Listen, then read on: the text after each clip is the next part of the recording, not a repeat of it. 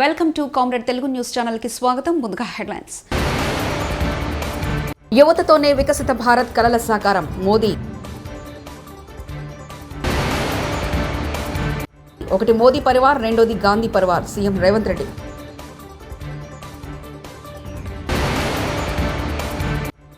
అసెంబ్లీలో బడ్జెట్ ప్రవేశపెడుతున్న ఆర్థిక మంత్రి పయ్యావుల కేశవ్. వ్యవసాయ రంగంలో అనేక విప్లవాత్మక మార్పులు తెచ్చాం మంత్రి అచ్చెన్న. అభివృద్ధి భారతం సాకారానికి యువతను ప్రోత్సహించాల్సిన అవసరం ఉందని ప్రధానమంత్రి నరేంద్ర మోదీ అన్నారు.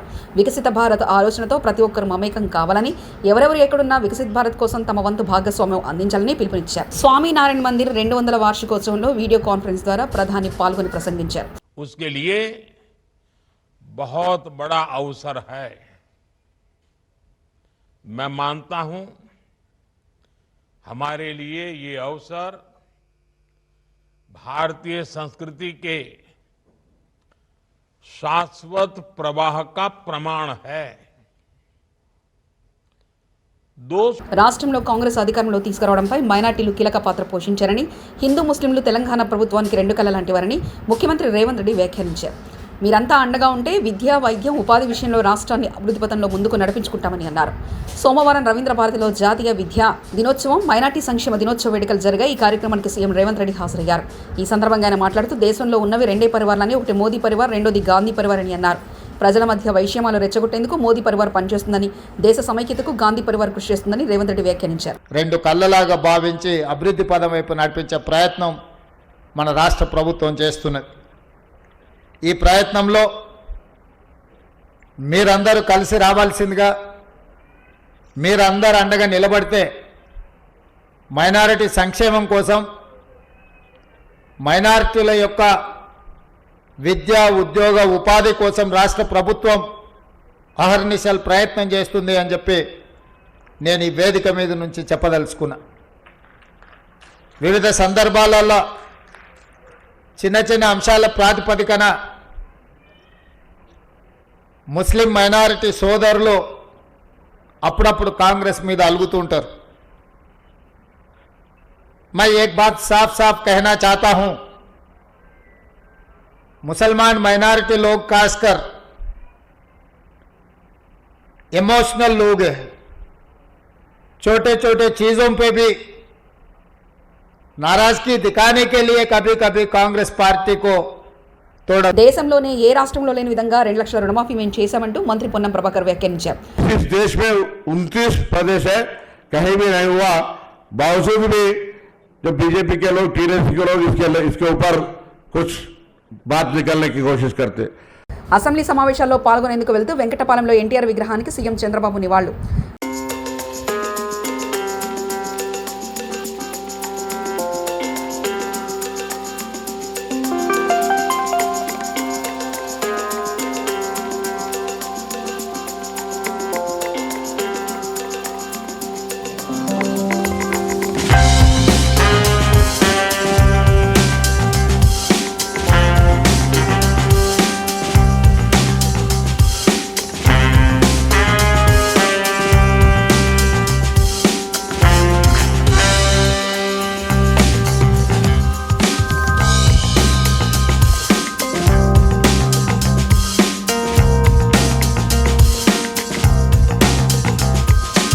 రాష్ట్ర వార్షిక బడ్జెట్ను ఆర్థిక మంత్రి పయ్యావుల కేశవ్ ఈరోజు సోమవారం అసెంబ్లీలో ప్రవేశపెట్టారు.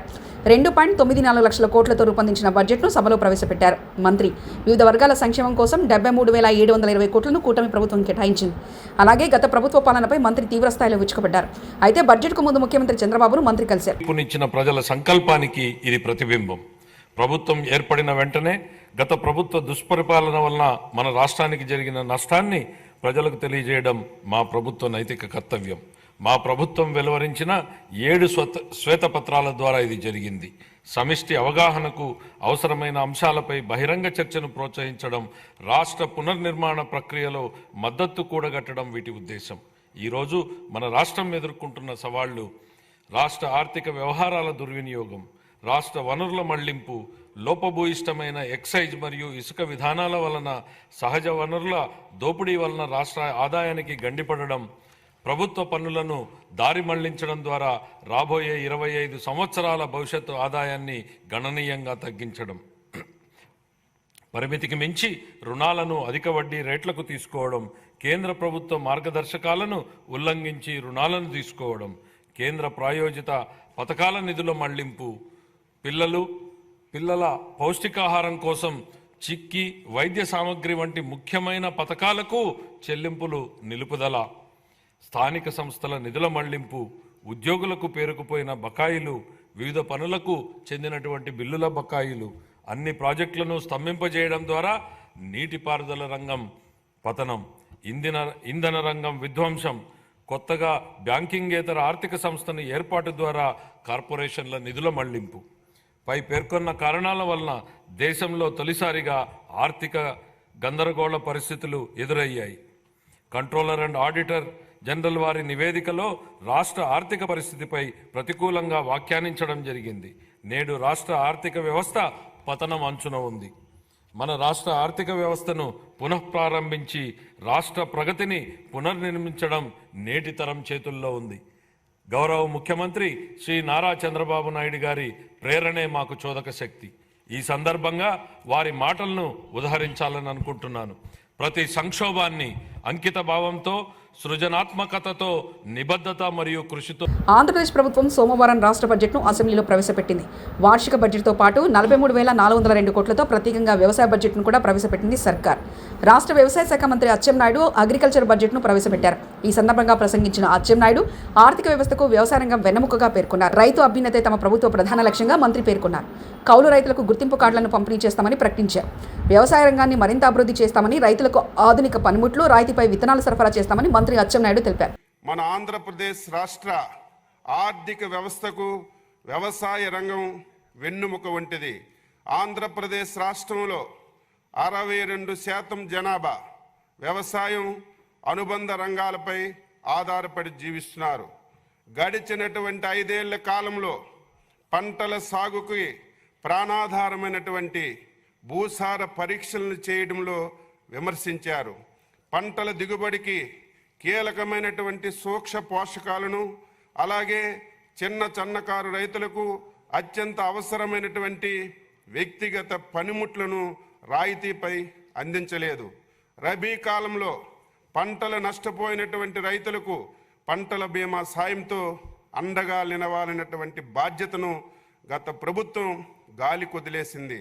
అంతేకాకుండా గత సంవత్సరంలో కరువు పీడిత ప్రాంతాలకు పంటల బీమా అందించాలని విచక్షణ కూడా మర్చిపోయారు.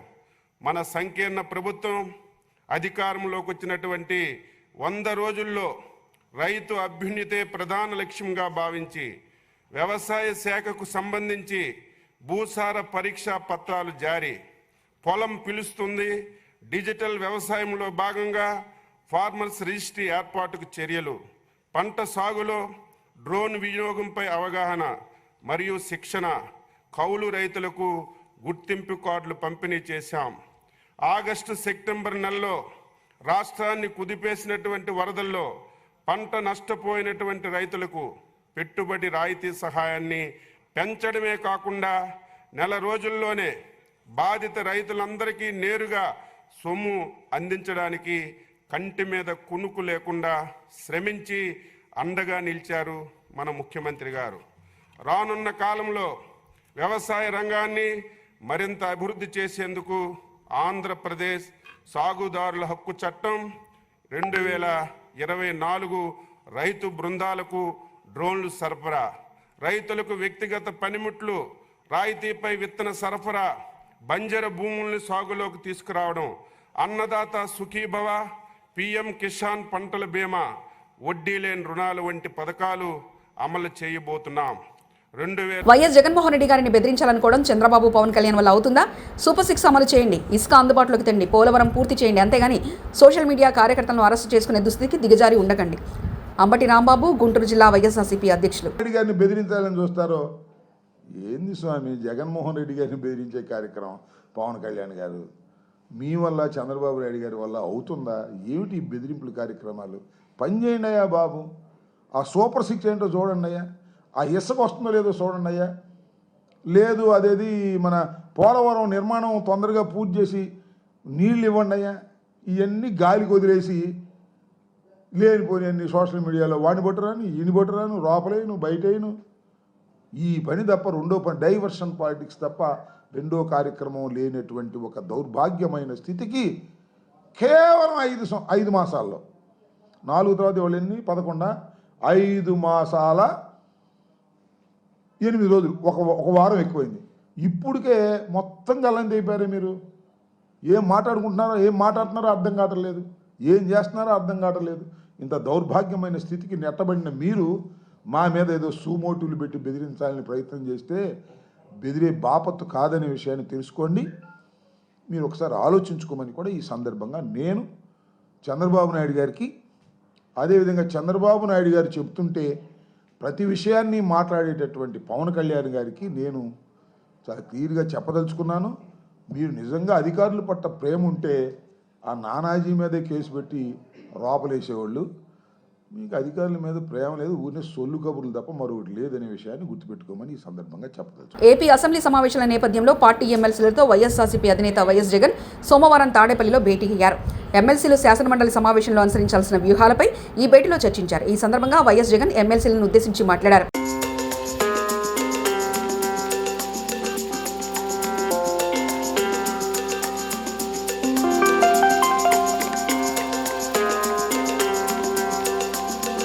షురంపల్లి ఆరంగర్ చౌరస్తాలో భారీ అగ్ని ప్రమాదం, నిలిచిపోయిన ట్రాఫిక్.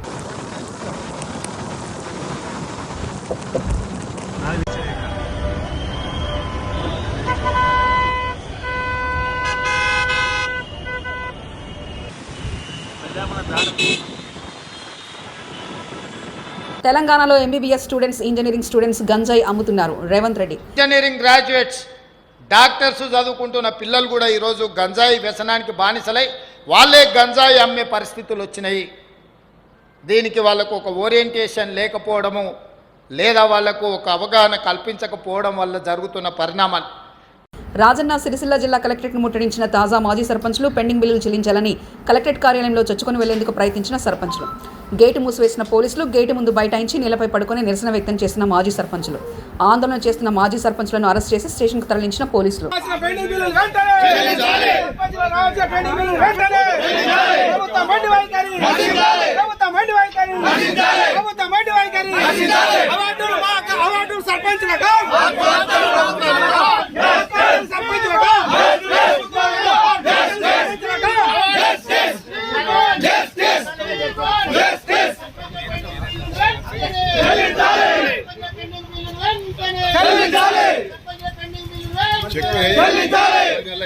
నిలిచిపోయిన పత్తి కొనుగోలు ఆందోళనలో రైతులు. వరంగల్ ఎనుమాముల మార్కెట్లో నిలిచిపోయిన పత్తి కొనుగోలు. తెలంగాణ వ్యాప్తంగా సిపిఐ వైఖరికి నిరసనగా కొనుగోలు నిలిపివేసిన వ్యాపారులు, మార్కెట్ కార్యదర్శిని నిలదీస్తున్న రైతులు.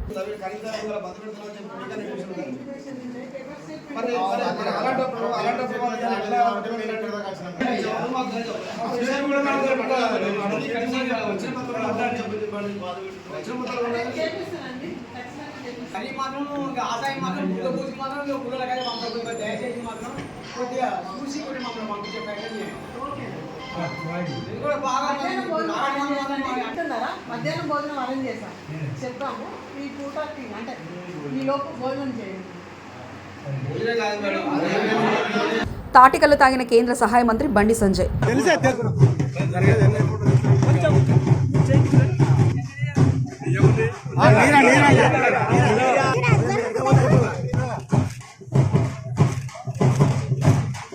సర్వే అధికారులకు రేవంత్ రెడ్డి వీడియో చూపించి జలకిచ్చిన కూకట్పల్లి ఎమ్మెల్యే మాధవరం కృష్ణారావు కార్యాలయానికి కులగణన సర్వే చేయడానికి వచ్చిన అధికారులు రేవంత్ రెడ్డి మాట్లాడిన వీడియోను అధికారులకు చూపించి ఆ రోజు సర్వే వద్దని ఇప్పుడు ఏ మొహంతో రేవంత్ రెడ్డి సర్వే చేస్తున్నారని ప్రశ్నించిన ఎమ్మెల్యే. నాడు ప్రతిపక్షంలో ఉన్న రేవంత్ రెడ్డి కేసీఆర్ ప్రభుత్వం చేపట్టిన సర్వేను వ్యతిరేకిస్తూ నోటికొచ్చినట్టు మాట్లాడారు. రాజ్యాంగం ద్వారా సంక్రమించిన గోప్యత హక్కులకు విరుద్ధంగా ఆస్తులు, అంతస్తులు, వాహనాలు తదితర స్థిరచర ఆస్తుల వివరాలు ఎలా సేకరిస్తారని నిలదీత.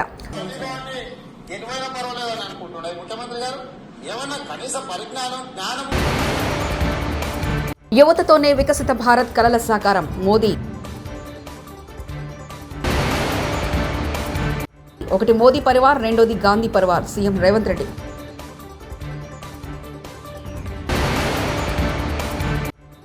అసెంబ్లీలో బడ్జెట్ ప్రవేశపెడుతున్న ఆర్థిక మంత్రి పయ్యావుల కేశవ్. వ్యవసాయ రంగంలో అనేక విప్లవాత్మక మార్పులు తెచ్చాం, మంత్రి అచ్చెన్న.